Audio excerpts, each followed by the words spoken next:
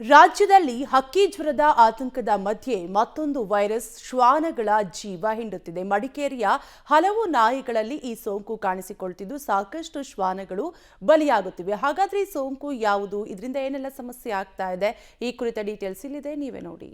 ಶ್ವಾನಗಳ ಜೀವ ಹಿಂಡುತ್ತಿದೆ ಪಾರೋ ವೈರಲ್ ಸೋಂಕು. ಬಿಸಿಲಿನ ತಾಪದಿಂದ 50ಕ್ಕೂ ಹೆಚ್ಚು ನಾಯಿಗಳ ಸಾವು. ಹೌದು, ಎಲ್ಲೆಡೆ ಹಕ್ಕಿ ಜ್ವರದ ಕಾಟ ಎದುರಾಗಿದ್ದರೆ ಅದರ ನಡುವೆ ಕೊಡಗು ಜಿಲ್ಲೆಯಲ್ಲಿ ನೂರಾರು ಶ್ವಾನಗಳಿಗೆ ಪಾರೋ ವೈರಲ್ ಸೋಂಕು ವಿಪರೀತವಾಗಿ ಹರಡುತ್ತಿದೆ.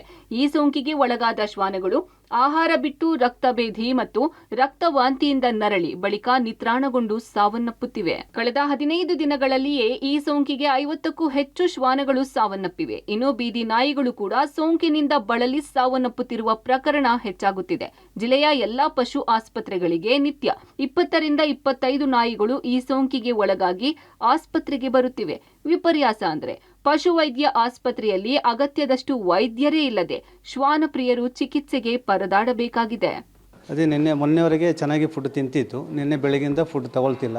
ಹಾಗೆ ವಾಮಿಟ್ ಆಯ್ತಿತ್ತು, ಟಾಯ್ಲೆಟ್ ಇದು ಮಾಡ್ತಾಯಿತ್ತು. ಹಾಗೆ ನಿನ್ನೆ ಇದಾದಾಗೆ ಇಲ್ಲಿ ತಗೊಬಂದೆ, ಈ ಥರ ಆಗಿದೆ ಅಂತ. ಜೊತೆಗೆ ಅವರು ಹೇಳಿದ್ರು ಈ ಥರ ಅದಕ್ಕೆ ಅದೇನೊಂದು ಕಾಯಿಲೆ ಇದೆ ಅಂತ ಹೇಳಿದ್ರು. ಇದು ಈಗ ಎಷ್ಟು 8-9 ತಿಂಗಳ ನಾಯಿ ಅದು. ಅದೇ ಚೆನ್ನಾಗಿತ್ತು ಮೊನ್ನೆವರೆಗೆ, ಅಲ್ಲಿಂದ ಇವಾಗ ಈ ಥರ ಆಗಿದೆ. ಇಲ್ಲಿ ನಿನ್ನೆವರೆಗೆ ಸ್ವಲ್ಪ ನಿಲ್ತಿತ್ತು, ಇವತ್ತು ಏನಿಲ್ಲ, ಸೀರಿಯಸ್ ಆಗಿದೆ.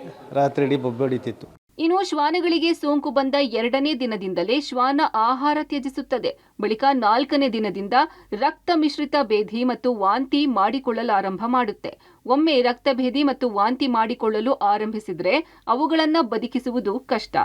ಆದರೆ ನಿರಂತರ 5 ರಿಂದ 6 ದಿನಗಳ ಕಾಲ ಚಿಕಿತ್ಸೆ ನೀಡಿದರೆ ಬದುಕುವ ಸಾಧ್ಯತೆ 80% ಇರುತ್ತದೆ ಎನ್ನುತ್ತಾರೆ ವೈದ್ಯರು.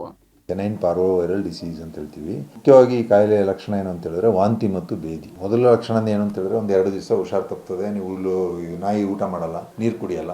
3ನೇ ದಿವಸದಿಂದ ಯಾವಾಗ ವಾಂತಿ ಶುರುವಾಗುತ್ತೆ ಅಥವಾ ಭೇದಿ ಶುರುವಾಗುತ್ತೆ ಆವಾಗ ತಗೊಂಡ್ಬರ್ತಾರೆ. ಅಲ್ಲಿಂದ ನಮಗೆ ಅವರಿಗೆ ಡಯಾಗ್ನೋಸ್ ಮಾಡಿ ಹೇಳಿದಾಗ ಗೊತ್ತಾಗ್ತದೆ ಇದು ಪಾರೋ ವೈರಲ್ ಡಯರಿಯಾ ಅಂತ. ಸೊ ಕರಳಲ್ಲಿ ಮತ್ತು ಹೊಟ್ಟೆಯಲ್ಲಿ ಹುಣ್ಣಾಗಿ ಅದು ರಕ್ತಸ್ರಾವ ಉಂಟಾಗುತ್ತೆ. ಸೊ ರಕ್ತಸ್ರಾವ ಆದಾಗ ಏನಾಗುತ್ತೆ, ವಾಂತಿಯಲ್ಲೂ ಭೇದಿಯಲ್ಲೂ ರಕ್ತ ಬರಕ್ಕೆ ಶುರುವಾಗುತ್ತೆ. ಸೊ ಇದು 3 ರಿಂದ 4 ದಿವಸ ಅಥವಾ 5 ದಿವಸದ ಕಾಲದಲ್ಲಿ ನಾಯಿ ಮರಿಗಳು ಅಥವಾ ನಾಯಿಗಳು ಸತ್ತೋಗುತ್ತೆ. ಒಟ್ಟಿನಲ್ಲಿ ಕೊಡಗು ಜಿಲ್ಲೆಯಲ್ಲಿ ಹಕ್ಕಿ ಜ್ವರದ ಭೀತಿ ಸದ್ಯಕ್ಕೆ ಇಲ್ಲದಿದ್ದರೂ ಪಾರೋ ವೈರಲ್ ಡಯೇರಿಯಾ ಸೋಂಕು ಶ್ವಾನಗಳನ್ನ ತೀವ್ರವಾಗಿ ಬಾಧಿಸುತ್ತಿದೆ. ಶ್ವಾನ ಪ್ರಿಯರು ಮೈಮರೆಯದೆ ಅವುಗಳಿಗೆ ಲಸಿಕೆ ಹಾಕಿಸಿ ತಮ್ಮ ಮುದ್ದಿನ ಶ್ವಾನಗಳನ್ನು ಕಾಪಾಡಿಕೊಳ್ಳಬೇಕಾಗಿದೆ ಎಂಬುದು ವೈದ್ಯರ ಸಲಹೆಯಾಗಿದೆ. Mallikarjun, public TV, Madikeri.